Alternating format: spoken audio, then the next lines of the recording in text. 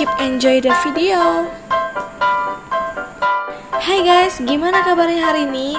Masih bingung dengan kue bantet? Atau kue gak ngembang? Atau bahkan kue retak?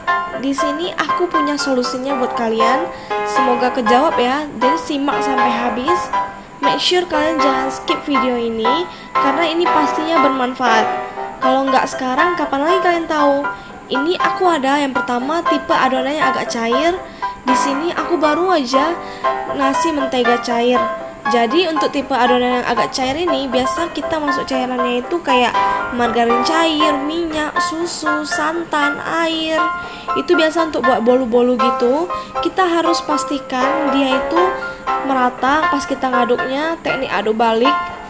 Pokoknya lipat terus adonannya tapi dengan teknik yang pelan-pelan gitu. Jangan pokoknya sampai minyaknya itu numpuk di bagian bawah. Biasanya kan ada yang males atau bahkan biarin aja. Nah kalau minyak itu tertumpuk di bawah itu, dia jadi bikin bolunya itu basah bawahnya dan gak bakal ngembang. Kalau telur kan kalau kena dengan minyak yang panas pastinya jadi dadar dong.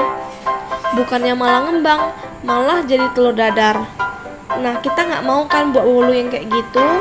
Terus untuk adonan cheesecake yang biasanya kita buat untuk bolu-bolu yang tinggi kayak steam kayak gitu, yang teknik au bain marie gitu, yang untuk buat cheesecake yang original khas Jepang gitu, kita membutuhkan yang telurnya itu yang fresh, yang baru keluar dari kulkas itu nggak boleh. Jadi kita itu menggunakan telur yang suhu ruang biar teknik adonannya itu waktu di mixer itu naik gak turun. Apalagi buat brownies Fuji gitu, Fuji brownies, kita membutuhkan tekniknya itu gak boleh diaduk terlalu lama karena mereka itu nanti bisa overmix. Kalau overmix itu bantat, kuenya itu gak mau menyatu. Aku udah pengalaman beberapa kali bikin brownies itu sama sekali gak bisa nyatu. Masih bisa sih kalau bisa kita masih dalam loyangnya itu, dia masih banget itu kayak kue aslinya. Tapi waktu kita keluarkan, dia itu langsung melebar kemana-mana. Jadi itu matangnya itu nggak merata sama sekali. Nah untuk tipe-tipe yang lainnya ada di video yang satu lagi. Nanti aku bakal sambungin dengan video ini. Dan untuk kukusan, kalian wajib banget pakai alasnya di atas pancinya itu, tutupnya, supaya dia tuh mulus kuenya dan gak bergelombung. Jadi bagus banget nanti kalau kita udah habis kita angkat. Dan ingat ya, kalau misalnya gak mau retak bolunya, jangan panas-panas dikeluarkan, tunggu dulu dia sampai set.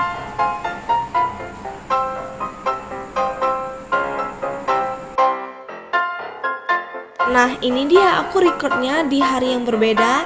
Ini tipe adonan yang mirip dengan brownies Fuji gitu, dia agak kental. Nih kalian bisa lihat sendiri, ini kental kan, ini belum aku aduk rata. Jadi pastikan kita aduknya itu harus pelan-pelan, gak boleh overmix, asal rata aja tepungnya. Ingat ya, gak boleh sama sekali overmix. Jadi kuenya bakalan bantat, percaya sama aku. Ini tekniknya itu mirip-mirip dengan brownies yang shining itu. Ini kali ini aku buat banana bread. Buat kalian yang mau resepnya boleh cek di yang sebelah lagi videonya, nanti aku bakalan post juga. Nih kalian bisa lihat kan, ini adonannya yang padat-padat gitu, nggak pakai telur. Karena nggak pakai telur, ini agak sedikit lebih susah buatnya, tapi nggak susah-susah banget. Jadi dia tuh agak tricky gitu.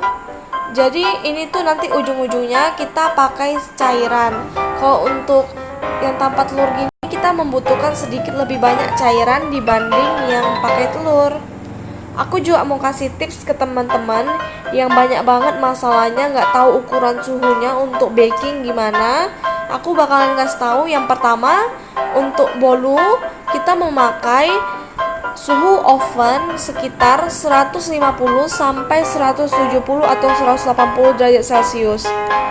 Itu tergantung oven masing-masing. Untuk kue kering kita menggunakan suhu 120 derajat Celcius sampai 140 derajat Celcius dengan api atas bawah. itu pasti garing. Dan untuk kue kering kita wajib keluarkan dulu dan kasih set dengan suhu ruangan supaya dia tuh keras. Jadi jangan khawatir dia bakalan melempem atau gimana, enggak. Lalu yang untuk pizza atau rotian kita memakai sekitar 180 derajat Celcius atau 200 sampai 200 derajat Celcius. Itu untuk teknik baking. Dan untuk mengukus kita wajib banget ataupun mengoven wajib banget, pokoknya panasin dulu kukusan atau ovennya sekitar 10 menit supaya matangnya itu merata, gak sebelah-belah gitu. Jadi kita gak mau kalau kue kita itu sebelahnya bantet tapi sebelahnya itu ngembang, jadi gak bagus banget lookingnya nanti. Nih, ini udah bagus banget tekstur adonannya, agak-agak kental gitu. Dan untuk mengukus kita biasanya menggunakan 40 menit gitu kalau adonannya banyak. Kalau adonannya sedikit kayak brownies kukus gitu, itu cuma 20 menit aja udah cukup. Dan tes kematangannya itu dengan tusuk lidi. Tuh, simple banget kan?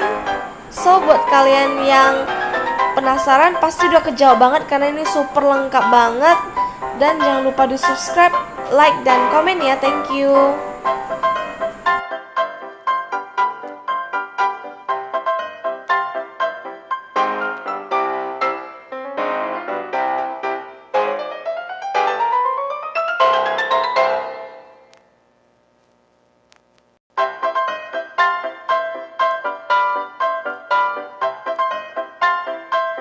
Ini hasil akhirnya bake-nya itu. Nengok matangnya itu merata, ngembang, sempurna, gak crack sama sekali. Ini crunchy atasnya, bawahnya tuh lembut banget.